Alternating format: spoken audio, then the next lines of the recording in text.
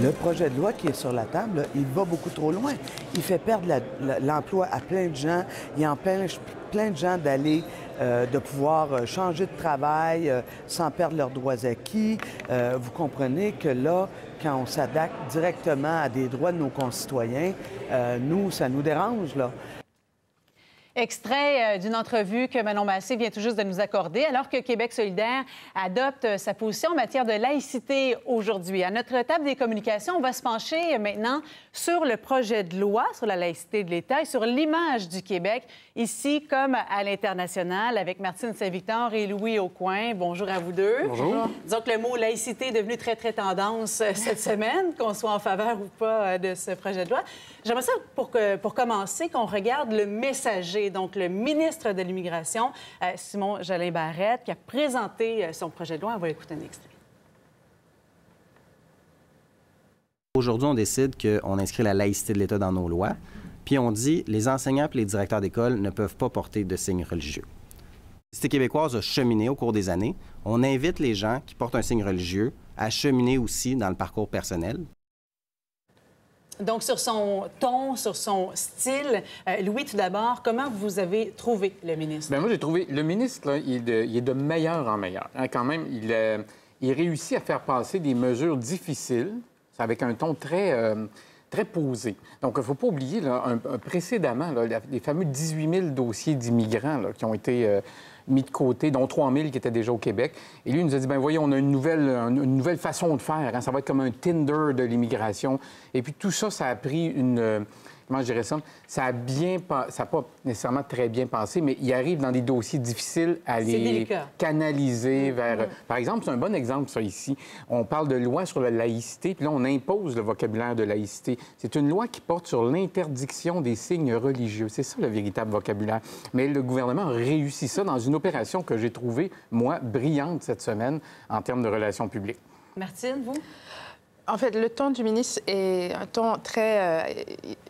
il projette beaucoup d'assurance. Hein? Et une autre image qui a marqué, c'est cette accolade entre le premier ministre et le ministre, où on voyait qu'il y avait un sentiment de travail accompli, de satisfaction, comme on dit, job well done. Mais côté vocabulaire, il faut revenir au titre du ministre. Il est ministre de l'Immigration, de la diversité et de l'inclusion. Si c'était une marque, si c'était un produit... Il faudrait revoir... Il y avait un problème. Hein? Oui, il faudrait revoir un peu le branding. C'est contradictoire. Oui, un peu. Donc, à ce niveau-là, je pense qu'il devra maintenant, en allant de l'avant, montrer que cette marque, qui est la marque de son ministère, est réellement, comme on dit, on-brand. Parce que là, cette semaine, pas vraiment. Je pense qu'on est passé un petit peu à côté de ce que le titre porte. Mais c'est un gouvernement qui se crée une étiquette peut-être de plus en plus d'efficacité, Louis, qui remplit ses promesses électorales? Oui, mais ça, c'est une première chose, parce que là, ce projet de loi-là, il faut le passer rapidement, là, on comprend, parce qu'on a vu que le Parti québécois est allé en élection sur un projet similaire, puis il a perdu ses élections assez clairement. Donc là, on le passe en début de mandat, puis ensuite, on va aller vers d'autres choses dans le plan de communication. Mais moi, je vais revenir sur l'opération de communication cette semaine, parce que le gouvernement nous annonce un projet de loi, définit le vocabulaire, ça parle de laïcité. Hein? On interdit les signes religieux, mais c'est pour la laïcité. Et on sort en même temps un sondage. Et là, on nous dit 70 des Québécois nous appuient. Hein? En plus, donc on dit, vous voyez, ce que je fais, là, c'est ce que les gens veulent. Donc ce sondage-là, c'est pas le Saint-Esprit qui l'a commandé, c'est la CAQ. Et autre chose, on dit, je vais enlever le crucifix de l'Assemblée nationale. Et là, la CAQ, dans le fond, nous dit, on va mettre de l'eau dans notre vin de messe.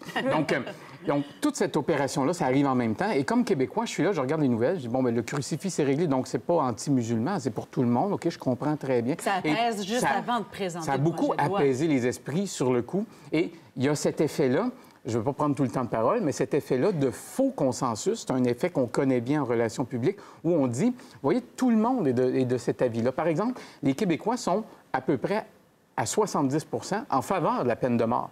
Moi, j'ai pas vu de projet pour légaliser la peine de mort cette semaine. Donc, cet effet-là de faux consensus donne l'impression aux gens, si tu penses pas comme ça, bien, tu es en marge de la société.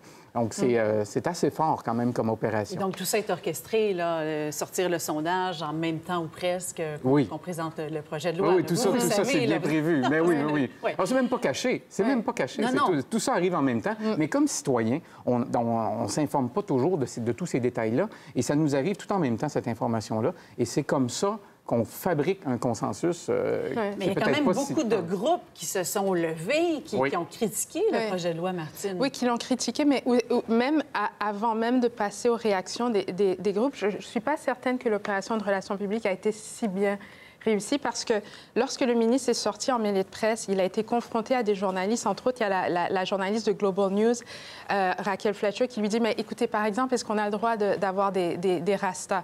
Il a été complètement déstabilisé par cette question. Pourquoi? Parce qu'on le sait, c'est la coiffure des pratiquants de la religion de Rastafaria. Il faudra avoir une liste exhaustive de ce qui est permis, ce qui n'est pas permis. D'ailleurs, tu parlais de Saint-Esprit, Aude-Messe. Est-ce qu'on a le droit encore d'utiliser ces termes en public?